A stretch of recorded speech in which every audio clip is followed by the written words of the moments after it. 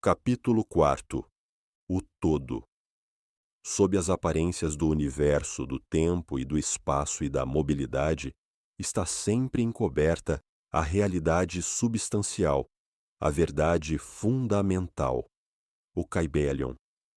A substância é aquilo que se oculta debaixo de todas as manifestações exteriores, a essência, a realidade essencial, a coisa em si mesma, etc. Substancial é aquilo que existe atualmente, que é elemento essencial, que é real, etc.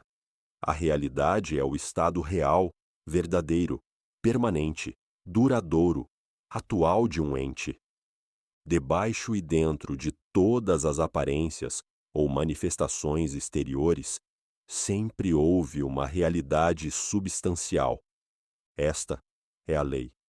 O homem, considerando o universo, de que é simplesmente uma partícula, observa que tudo se transforma em matéria, em forças e em estados mentais.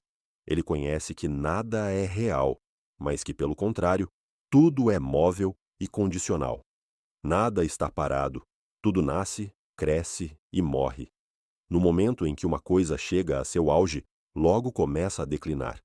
A lei do ritmo está em constante ação.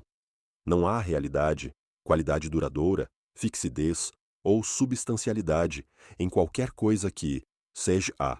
Nada é permanente, tudo se transforma. O homem que observa as leis do universo vê que todas as coisas evoluem de outras coisas e resolvem-se em outras. Vê uma constante ação e reação, um fluxo e refluxo, uma criação e destruição, o nascimento, crescimento e a morte. Nada é permanente, tudo se transforma. Se esse homem for um pensador ativo, ele realizará todas essas coisas mudáveis, que serão, contudo, aparências ou manifestações exteriores da mesma força oculta, da mesma realidade substancial. Todos os pensadores de todos os países e todas as épocas compreenderam a necessidade de ser admitida a existência desta realidade substancial. Todas as filosofias dignas deste nome acham-se baseadas nesta opinião. Os homens deram a esta realidade substancial muitas denominações. Muitos designaram-na sob o termo divindade, sob diversos títulos. Outros chamaram-na a eterna e infinita energia. Outros ainda deram-lhe simplesmente o nome de matéria. Mas todos reconheceram a sua existência. Isto é evidente por si mesmo, não é necessário argumentos. Nestas lições, seguiremos o exemplo de muitos grandes pensadores antigos e modernos, os mestres hermetistas, e designaremos esta força oculta, esta realidade substancial, sob o nome de o todo, termo que consideramos como o mais compreensível dos diversos termos empregados pelo homem para designar aquele que excede todos os nomes e todos os termos. Aceitamos e ensinamos as ideias dos grandes pensadores herméticos de todos os tempos, assim como as destas almas iluminadas, que galgaram elevados planos de existência e que afirmam a natureza íntima do todo ser incognoscível. Isto é assim que ninguém pode compreender, pelo próprio todo, por a natureza e a existência íntima dele. Os hermetistas pensam e ensinam que o todo, em si mesmo, é e será sempre incognoscível. Eles consideram todas as teorias, conjecturas e especulações dos teólogos e metafísicos a respeito da natureza íntima do todo, como esforços infantis das mentes finitas para compreender o segredo do infinito. Tais esforços sempre desviaram e desviarão da verdadeira natureza do seu fim. Uma pessoa que prossegue em tais investigações vai de circuito em circuito no labirinto do pensamento, prejudicar o seu são raciocínio, a sua ação e a sua conduta, até ficar totalmente inutilizada para o trabalho da vida. É como o esquilo, que furiosamente corre dentro da redondeza da sua gaiola, caminhando sempre sem nunca chegar em parte alguma, e parando só quando se assusta. é enfim um prisioneiro. Porém, são ainda mais presunçosos os que atribuem ao todo a personalidade, as qualidades e propriedades, característicos e atributos deles mesmos, e querem que o todo tenha emoções, sensações e outros característicos humanos que estão abaixo das pequenas qualidades do gênero humano, tais como a inveja, o desejo de lisonjas e louvores, desejo de oferendas e adorações, e todos os outros atributos que sobrevivem desde a infância da raça. Tais ideias não são dignas de pessoas maduras e vão sendo rapidamente abandonadas. Vem a propósito dizer aqui que fazemos distinção entre a religião e a teologia, entre a filosofia e a metafísica. A religião, para nós, é a realização institucional da existência do todo e sua relação para com ele, ao passo que a teologia representa o esforço do homem em atribuir-lhe personalidade, qualidades e característicos, as teorias a respeito dos seus negócios, planos, desejos e vontades, e as apropriações de tudo isso para o ofício de mediadores entre o todo e o povo. A filosofia é, para nós, a investigação, de acordo com o conhecimento das coisas conhecíveis e concebíveis, ao passo que a metafísica é o intento de levar a investigação às regiões incognoscíveis e inconcebíveis e além dos seus limites, com a mesma tendência que a teologia.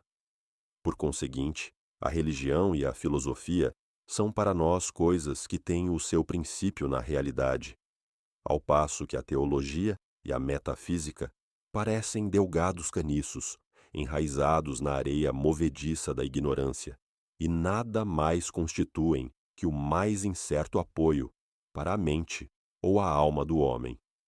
Não insistiremos com os estudantes que aceitam estas definições. Só mencionamo-las para mostrar a posição em que nos colocamos neste assunto.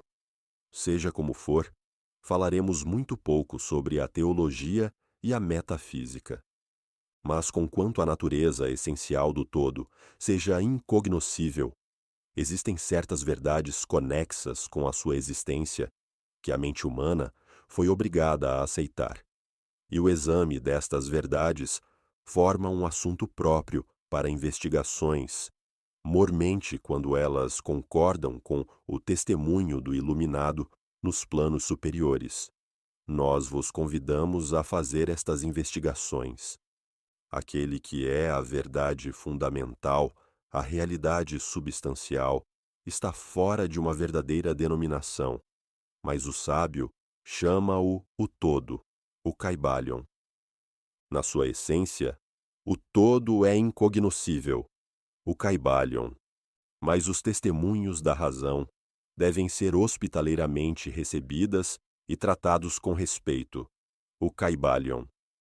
A razão humana, cujos testemunhos devemos aceitar ao raciocinar sobre alguma coisa, nos diz o seguinte a respeito do todo, mas sem pretender levantar o véu do incognoscível. 1. O todo é tudo o que é real. Nada pode existir fora do todo, porque, do contrário, o todo não seria mais o todo. 2. O todo é infinito, porque não há quem defina, restrinja e limite o todo. É infinito no tempo, ou eterno. Existiu sempre, sem cessar, porque nada há que o pudesse criar, e se ele não tivesse existido, não podia existir agora. Existirá perpetuamente, porque não há quem o destrua, e ele não pode deixar de existir, porque aquilo que é alguma coisa não pode ficar sendo nada. É infinito no espaço, está em toda parte, porque não há lugar fora do todo. É contínuo no espaço sem cessação, separação ou interrupção, porque nada há que separe, divida ou interrompa a sua continuidade, e nada há para encher lacunas. É infinito ou absoluto em poder, porque não há nada para limitá-lo, restringi-lo ou acondicioná-lo. Não está sujeito a nenhum outro poder, porque não há outro poder. 3. O todo é imutável, ou não está sujeito a ser mudado na sua natureza real, nada há que possa operar mudanças nele. Nada há em que possa ser mudado, nem nada que tenha sido mudado. Não pode ser aumentado nem diminuído, nem ficar maior ou menor, seja qual for o motivo. Ele sempre foi e sempre será tal como é agora. O todo. Nada houve, nada há e nada haverá em que ele possa ser mudado.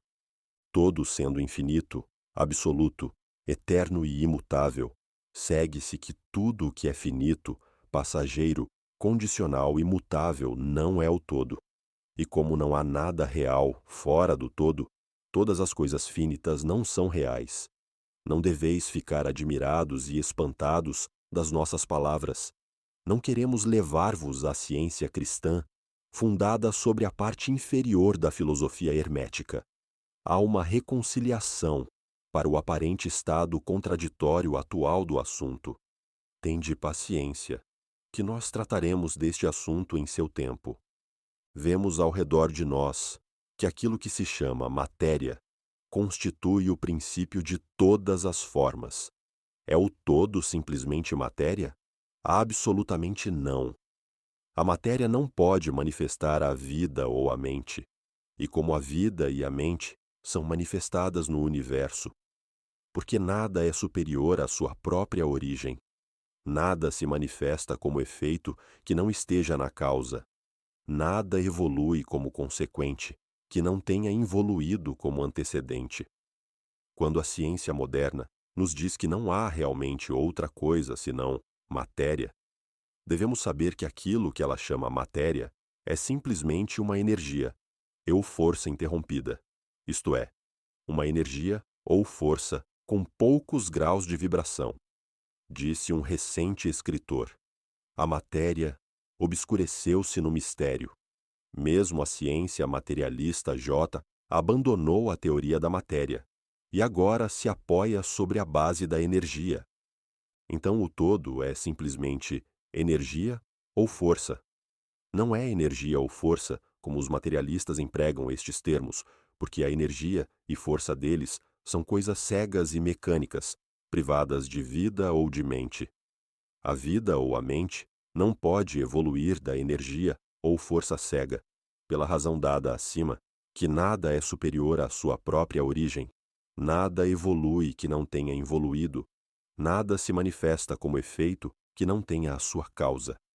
E assim, o todo não pode ser simplesmente energia ou força, porque se assim fosse, não teriam existência a vida e a mente. E nós sabemos muito bem que elas existem, porque somos nós os que temos vida e que empregamos a mente para considerar esta questão, assim como os que pretendem que a energia ou força é tudo. Que é, pois, que sabemos existir no universo, que é superior à matéria ou energia? A vida e a mente. A vida e a mente em todos os seus diversos graus de desenvolvimento. Então perguntais: quereis dizer que o todo é vida e mente? Sim e não, é a nossa resposta. Se entendeis a vida e a mente como nós pobres mortais conhecemo-las, diremos não, o todo não é isto. Mas que natureza de vida e de mente quereis significar, direis vós. A resposta é: a mente vivente, muito acima do que os mortais conhecem por essas palavras, como a vida e a mente são superiores às forças mecânicas ou à matéria. A infinita mente é muito superior em comparação à vida e à mente finita. Queremos exprimir o que as almas iluminadas significam ao pronunciarem reverentemente a palavra Espírito. O todo é a infinita mente vivente. O iluminado chama-a Espírito.